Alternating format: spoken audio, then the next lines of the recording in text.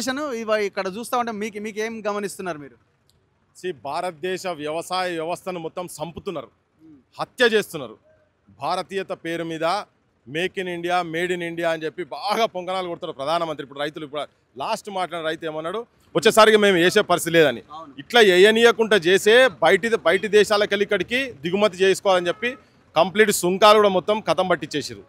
అసలు భూమి మర్మం తప్ప ఈ రాజకీయ నాయకుల మోసాలు దగాలు ఎరగని రైతులను ఆత్మహత్యలు చేసుకునే కాడి దాకా పుసిగొలుపుతున్నారు. నేను ఇప్పుడు క్లియర్గా అడిగేది ఏంటంటే, అయ్యా నాయనా మీరు వచ్చిందే భరతమాత ముద్దు బిడ్డలు, జై జవాన్ జై కిసాన్ ఏడ మాట్లాడతారు. కిసాన్లు అయితే కిసాన్లు ఇక్కడ చచ్చిపోతున్నారు, జవాన్లు ఆడ చచ్చిపోతున్నారు. సో ఇప్పుడు వీళ్ళు బీజేపీలోకి ఒక స్ట్రైట్ క్వశ్చన్, నాయన తెల్ల బంగారం భారతదేశంలో మళ్ళీ మన దగ్గర ఈ ప్రాంతం ఆదిలాబాద్ జిల్లాలో నల్ల బంగారం ఒక పక్కకు, తెల్ల బంగారం ఒక పక్కకు. నల్ల బంగారం బొగ్గు గనులు మంచిర్యాల ప్రాంతంలో పోతా గోదావరి పరివాహక ప్రాంతాల ఇక్కడ ఇటు సైడ్ బెల్ట్ మొత్తం తెల్ల బంగారం. అద్భుతమైన పత్తి ఇక్కడ పండించే పత్తి. ఈ తెల్ల బంగారం పండించేటువంటి జాగాలో వీళ్ళు శ్మశాన వాటికలు చేసే కాడికి వచ్చిండ్రు. ఇప్పుడు నేను వీళ్ళను స్ట్రైట్ క్వశ్చన్ ఏంటంటే, అయ్యా ఇప్పుడు రేపు పొద్దుగాల నువ్వు దీపాలు పెడుతున్నావు, నువ్వు అయోధ్య అని అయోధ్య పేరు మీద అధికారంలోకి వచ్చినటువంటి బీజేపీ పార్టీ రేపు అయోధ్య రాముల వారి దగ్గర ఎక్కడ వండిన పత్తితోటి దీపం పెడతారు బీజేపీ వాళ్ళు. దీపాలు అయితే దేవునికి వెలుతురు ఇవ్వాల్సింది ఏంది? పత్తి పెడితేనే కదా దీపం వచ్చేది. పత్తి అత్తులు పెట్టే కదా దీపాలు వచ్చేది. అయోధ్య శ్రీరామచంద్రుని దగ్గర, సీతమ్మ వారి దగ్గర, లక్ష్మణుని దగ్గర, హనుమంతుని దగ్గర ఏ పత్తితో దీపం పెడతావు? భారతదేశంలో పండిన తోట అమెరికా ట్రంప్ గారి దగ్గరికి వెళ్ళి నీకు పైసల కకృత్తో పట్టుకొచ్చినట్టు పైసలతో పెడతావా? మధుర అని రేపు పొద్దుగల మధుర అని మొదలు పెడుతున్నారు కదా మీరు. మధుర టెంపుల్ కూడా మేము విముక్తి చేస్తామని. ఆ మధుర శ్రీకృష్ణుని ముంగట ఏ పత్తితో పెడతావు? దీపం ఎవరితో పెడతావు? ఏ పత్తితో? ఎక్కడ పండించిన పత్తితోటి? వెంకటేశ్వర స్వామి దగ్గర ఏ చీకట్లున్న గోలలున్న వెంకటేశ్వర స్వామికి దీపము ఏ పత్తితో పెడతారు? ఇవన్నీ వీళ్ళు చేసేటువంటి డ్రామాలు. యాదగిరి గుట్ట దగ్గర ఏ పత్తితో పెడతావు?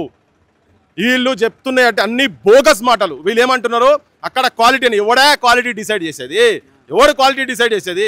పొద్దుగాల ఇప్పుడు చెప్తే గంట సేపట్లు ఇది ఆరిన తర్వాత దీనికి బరాబర్ అన్నిటికీ వస్తుంది కదా.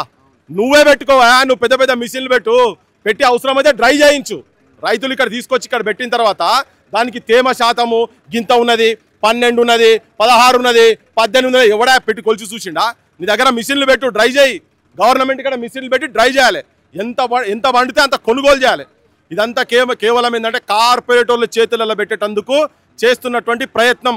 ఇప్పుడు విదేశాల నుంచి వచ్చే పత్తి మీద ఏదైతే 11% వేవ్ ఇది ఇచ్చారో, అంటే ఎత్తేసారో, ఆ ట్యాక్స్ని సస్పెండ్ చేశారో, ఇండస్ట్రీస్ని బతకడం కోసం, టెక్స్టైల్ ఇండస్ట్రీస్ కోసం చేసినామంటున్నారు. దాని మీద కూడా కార్మికులు బతుకుతున్నారు. ఆ కంపెనీలు అన్నీ మూతపడ్డాయి.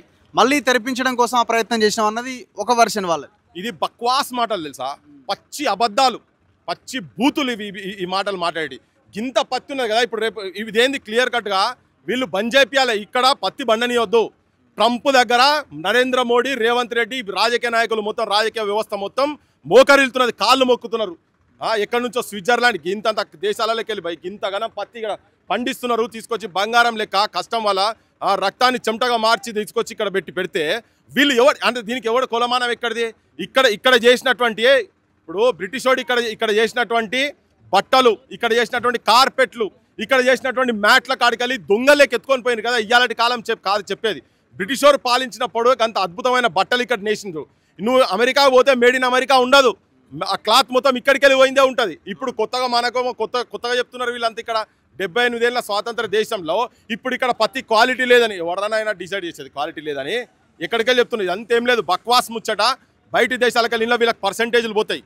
ఆ ఫ్యాక్టరీలు కూడా వాళ్ళే ఉంటాయి. చేతి వృత్తులు, అగ్గిపెట్టెల చీర అద్భుతంగా నేసి ప్రపంచ ప్రఖ్యాతిగాంచిన నేతన్న మరమగ్గమే మరణ శాసనం అయ్యిందా, బ్రతుకు తెరువు లేక ఉరివోసుకుంటుందా, చేనేత బతుకుల్లో చేదు మిగిలిందో, సిరిసిల్ల నా తల్లి సిన్నబోయిందో అని అద్భుతంగా చేతి వృత్తులు, అద్భుతంగా ప్రపంచ స్థాయిలో ప్రఖ్యాతి పొందినటువంటి వాళ్లకు ఇక్కడ పత్తితోటి, ఇక్కడ జరిగినటువంటి టెక్స్టైల్ తోటే కదా, ఇక్కడ పండించినటువంటి కాటన్ తోనే కదా ప్రపంచ ప్రఖ్యాతి ఎట్లొచ్చింది. ఇవాళ వీళ్ళు వచ్చి కొత్తగా వచ్చి వాళ్ళకు సుంకాలు తగ్గించి ఎందుకు తగ్గిస్తున్నారు? బయట ఉన్నది కదా, నీకు పండుతున్నది కదా బొచ్చడు ఎకరాలలో. ఇవాళ నువ్వేంది 12 కావచ్చు 15 క్వింటాళ్ళు ఎకరానికి పండించినా తీసుకోవాలి. ఇప్పుడు మీరు ఇండస్ట్రీస్ ని బతికించాలంటే వీళ్ళ దగ్గర కొన్న పత్తిని ఇండస్ట్రీస్ కి సబ్సిడీ కింద ఇవ్వు, ఏదో ఒక దాని కింద ఇవ్వు కాదు. ఇప్పుడు పండించినది మొత్తం తీసుకుంటారా లేకపోతే 7 క్వింటాలే తీసుకుంటారా? ఈ 7 క్వింటాల కథ ఎక్కడిది నాకు అర్థమైతలేదు.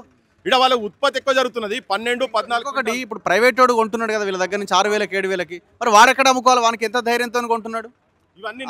ఇవన్నీ వీళ్ళందరి మధ్యలో ఉన్నటువంటి ఓడంబడికలు, ఇవన్నీ జరిగేటి మొత్తం ఓడంబడికలు. ఇప్పుడు ఏం చేస్తున్నారు వీళ్ళు? లాస్ట్కి ఏం చేస్తున్నారు? కౌలు రైతున్నారు 60 నుంచి 70,000, ఇప్పుడు 20, 25,000, 30,000 వాళ్ళ కౌలు పైసలు కట్టియాలి. 30,000 దాకా వాళ్ళకు ఖర్చు అవుతున్నది వీళ్ళకు. ఈ 30 ఇక ఇటువంటి వాడు వచ్చిన కాడ ఈ ట్రాక్టరు లేకపోతే ఒక రోజు మళ్ళీ కూలి ఎక్స్ట్రా అయితే దించుడు, ఆరబెట్టుడు, మళ్ళీ పెట్టుడు కూలి ఎక్కువ అయితే మళ్ళీ ఇంకో 5-10,000 రూపాయలు ఎక్కువనే అవుతాయి. ఇప్పుడు వాళ్ళకు వచ్చే దాంట్లో ఇప్పుడు అకాల వర్షాలతో కావచ్చు, కొద్ది కాలం సహకరించక వచ్చినటువంటి వాళ్ళు వస్తే ఇప్పుడు మొట్టమొదటి మనం మాట్లాడిన దాంట్లో చెప్తున్నా ఆయనకు 5 క్వింటాలే వచ్చినాయి. నష్టపోయిన రైతు వచ్చేసారి పెట్టుకోడు లేకపోతే ఆత్మహత్యలు చేసుకుంటారు. ఇవన్నీ ఎవరి ఖాతాలలో పోతాయి? ఏం లేదు, క్లియర్ కట్గా ఇక్కడ వ్యవసాయాన్ని సంపుతున్నారు. అది రేవంత్ రెడ్డి కూడా బాధ్యుడైనలా. ఈ దోస్తులు బడేబాయ్ చోటేబాయ్ అని చేతులు కలుపుకొని దేశాన్ని మాత్రం ముంచుతున్నారు వీళ్ళు మొత్తం. ఇక్కడ ఈయన ముంచుతున్నాడు, అక్కడ ఆయన ముంచుతున్నాడు. సో నేను మళ్ళా ఆఖరికి చెప్పేది ఏంటంటే, అరే నాయనా మీరు దేవుని మోసం చేస్తున్నారు. Make in India, made in India బంద్ చేసి పడేసాలి. రేపటి నుంచి మీరు బంద్ చేయాలి. దేవుని దీపము బయటి దేశాలకు వెళ్ళి నేను మొత్తం హిందుత్వ వాదులకు చెప్తున్నా, ఈ భారతదేశాన్ని, భారతదేశ వ్యవసాయ వ్యవస్థను ప్రేమించే ప్రతి ఒక్కరికి నేను విజ్ఞప్తి చేస్తున్నా. తిరగబడాలి, క్వశ్చన్ చేయాలి. ఈడ పత్తిని మొత్తం సర్వనాశనం చేసి వ్యవసాయదారులను ఆత్మహత్యలకు పురిగొల్పుతున్నారు.